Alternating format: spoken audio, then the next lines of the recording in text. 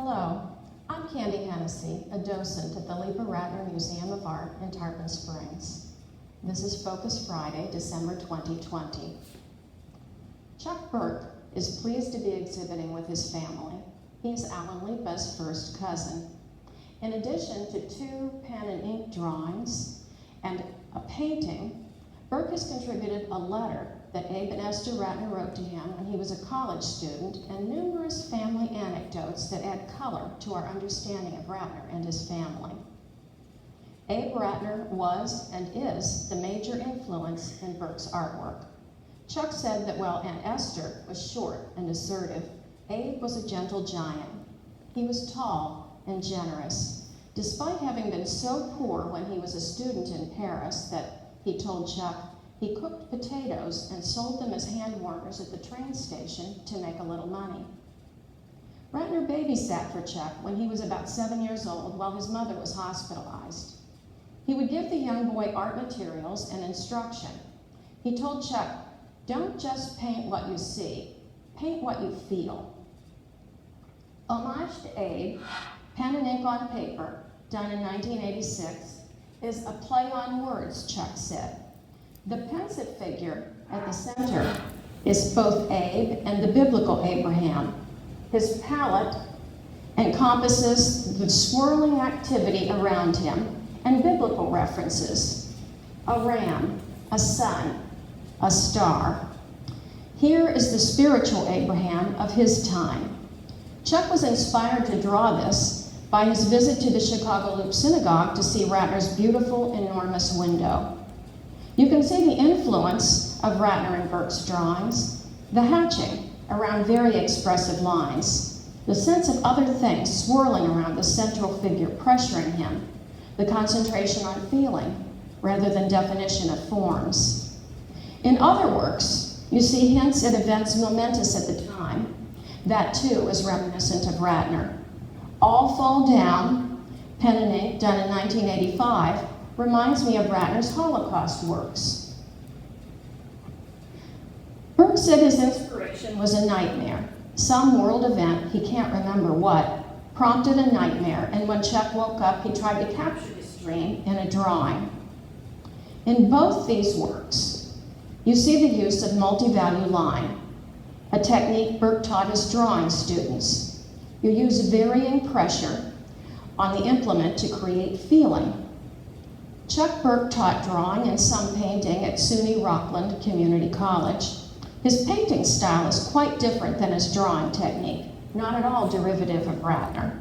In Cityscape, we see his use of direct massing in of color, a technique of starting at the center and pushing the paint out with your brush.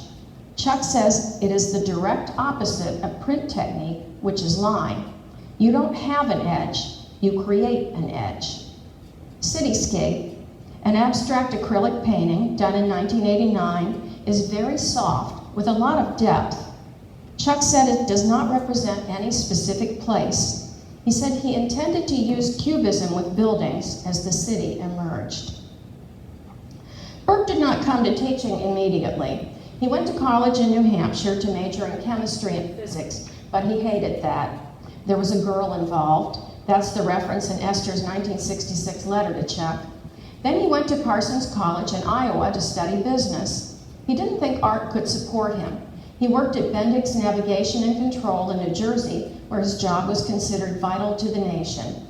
After 3 years at Bendix, he had saved enough to spend 3 months in Europe.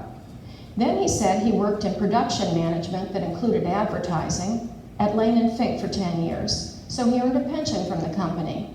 Finally feeling financially secure, he opened his own advertising company, Adds Up, which he ran from his home. The income allowed him to pursue art at Rockland Community College, SUNY, where he studied printmaking.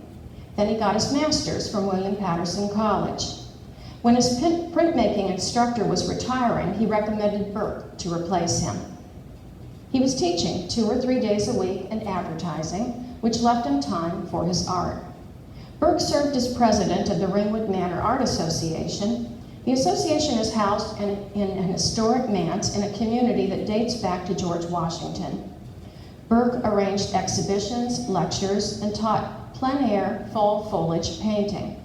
He also taught art to youth in the juvenile correction facility next door to Ringwood Manor. Chuck staged an exhibit of artwork by these young people.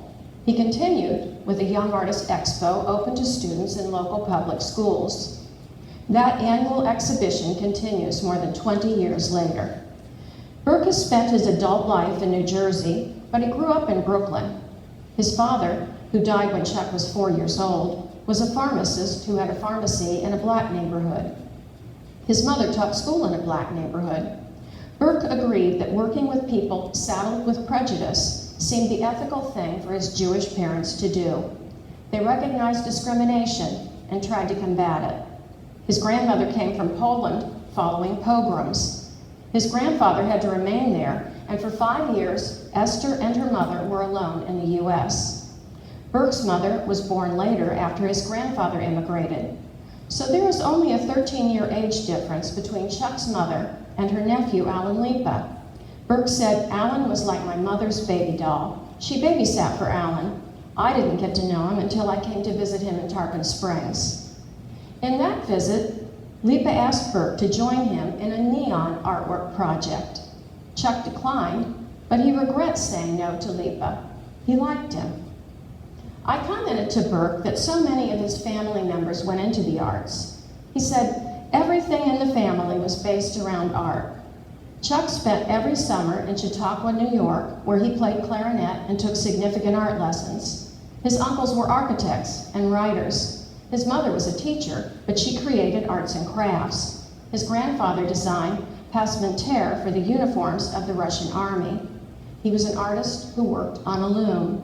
Chuck thinks of Rattner as a painter, of Esther as a sculptor, and of Alan Leepa as an author more than an artist or teacher because he wrote so well.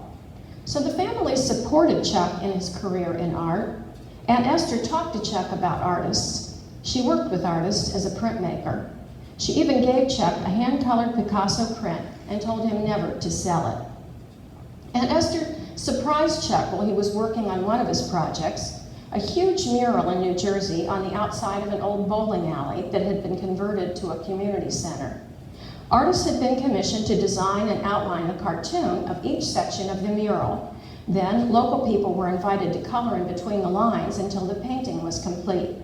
Chuck looked around and there was his aunt looking on. Chuck Berk has donated a letter that Esther and Abe Rattner wrote to him after he visited in his youth. I'd like to read that letter now. 8 West 13th Street, New York, April 30th, 1966. Dear Chuck, thank you for your thoughtful and kind message. Esther and I were very pleased to have had that extended moment with you, and we look back at the Brooklyn part of the being together with you and everyone with the good feeling a family gathering can give. And we will always carry with us the sweet memory of that evening. You were nice to drive us back to the city, and this gave us the chance to extend our time with you, a chance that comes but too rarely for us, since we all are so separated from each other. Regrettable, yet unavoidable. Life is that way. We will remember the evening as an experience of family friendliness, warmth, and sincere mutual interest. That kind of togetherness that is extended from one to the other because of the personal concern we each feel towards each other. And the moment was right for this to be manifested, and I think each of us did sense this. And so each responded and gave out something from within his or her inner awareness and consciousness of the meaningfulness of one to the other. Everyone was in a questioning mood too, and Esther sensed this hunger, this need you felt to explore some of the more entangled threads and strands in the tapestry design of your personal ambiance. This is a normal and sympathetic inclination on your part. We all have that need, and so Esther said, let's all have a coffee together, and you agreed. And so this gave us time to sit around together and let go. Satisfying, and Esther and I are glad. You are doing fine, Chuck. Keep on going. We liked being with you and Ellen, and we liked Ellen too. We soon will be returning to Paris, for how long we cannot now say, but we'll look forward to more visits with you. Love from both of us, Abe. And Esther added a note at the bottom. Dear Chuck, Abe expresses my own deep feeling for you. Growth means probing and struggle and change. To communicate what we all feel takes a rare gift and real honesty. As long as it has meaning for the giver and receiver, I say, let's be honest. Love, Esther. On the back of the envelope, she added another note. I told Ellie that I read a beautiful letter from you, and I feel he too would appreciate hearing from you. He has a great deal to offer, for he has struggled and searched and has found some real truths. So write him. Love, Esther. Chuck Berk and his significant other, Wendy, live in a home in a conservation forest in New Jersey. Ironically, Chuck, a visual artist, has had eyesight problems this year. He's had to have cataract surgery.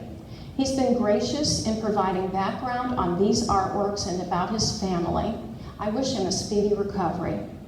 Chuck told me about a blind contour activity he led in a parent and child art class that I would like to do with our docent class when we ever get to be together again post-pandemic. It may give us a better understanding of multi-value line. In this activity, you do not look at your paper, but only look and touch your subject as you draw it. In Chuck's class, mothers drew their children. Are there any questions or comments?